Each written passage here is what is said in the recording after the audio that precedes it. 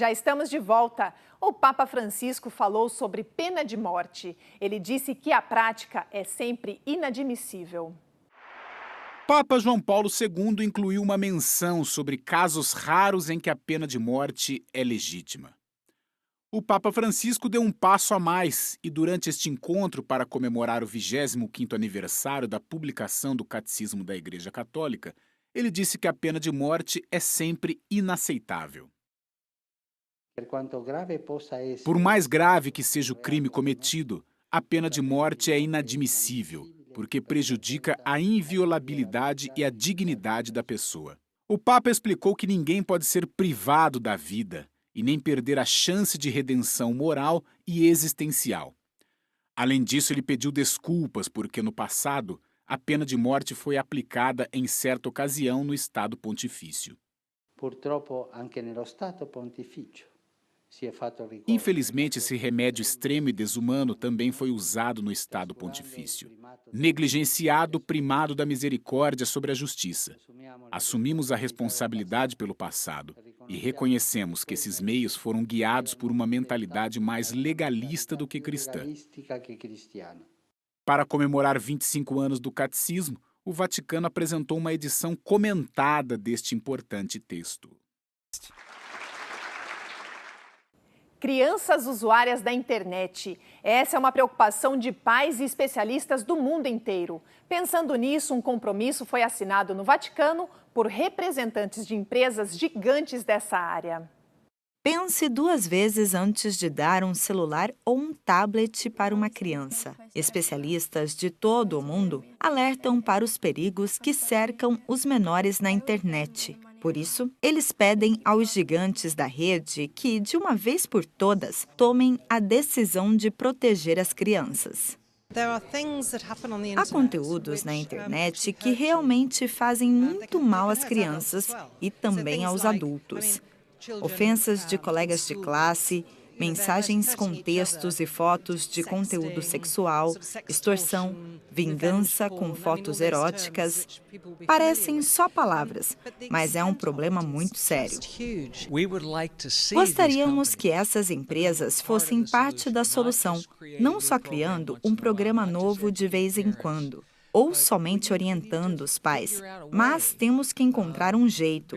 De cada 4 pessoas que usam a internet, uma é criança que está usando o mesmo programa ou o mesmo ambiente, os mesmos limites que os adultos, que na verdade não têm limites. Temos que descobrir como estas empresas podem oferecer um serviço que seja seguro para os pequenos. A Pontifícia Universidade Gregoriana organizou um congresso sobre dignidade infantil na internet, em que participaram representantes do Facebook, Google e Microsoft. Eles apresentaram possíveis ferramentas para lidar com essa emergência. Ainda assim, alguns especialistas garantem que isso não é suficiente e pedem mais empenho e criatividade por parte deles. Estão fazendo coisas muito boas nessa área, mas estamos em uma situação em que é necessário fazer algo a mais para que a internet não seja um lugar seguro para o abuso e para a exploração de menores. As empresas oferecem programas que deveriam ser pensados também para as crianças, porque elas estão usando esses programas da mesma forma. Um brinquedo que não oferece segurança é denunciado. A internet é um lugar onde as crianças brincam e não é seguro. O primeiro grande resultado do Congresso foi a Declaração de Roma, um documento entregue ao Papa e assinado pelos representantes de diversas áreas que propõe um compromisso global para pôr fim a este terrível problema, mas que sozinho não é suficiente para proteger o presente e o futuro das crianças. Francisco ainda participou de uma reunião da Academia para a Vida. Ele falou que a igreja deve participar da revolução cultural que vivemos atualmente. Foi assim que o Papa Francisco foi recebido pelos participantes do encontro organizado pela Pontifícia Academia para a Vida sobre os desafios e as novas responsabilidades da era tecnológica. Ao lado do presidente da academia, o arcebispo Vincenzo Paglia, e o padre Renzo Pegoraro, o Papa falou que estamos vivendo uma revolução cultural, da qual temos que intervir. Há uma verdadeira revolução cultural no horizonte da história atual, e a Igreja é a primeira que deve fazer a sua parte. Nesta perspectiva, é essencial reconhecer honestamente suas fraquezas e deficiências. As formas de subordinação que tristemente caracterizam a história das mulheres, definitivamente devem ser abandonadas. Um novo começo deve ser escrito no modo de ser das pessoas, e isso pode ser feito por uma cultura renovada de identidade e diferença.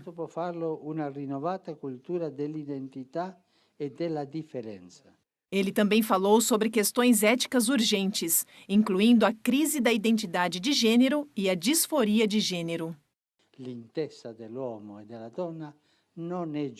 A compreensão do homem e da mulher não está certa.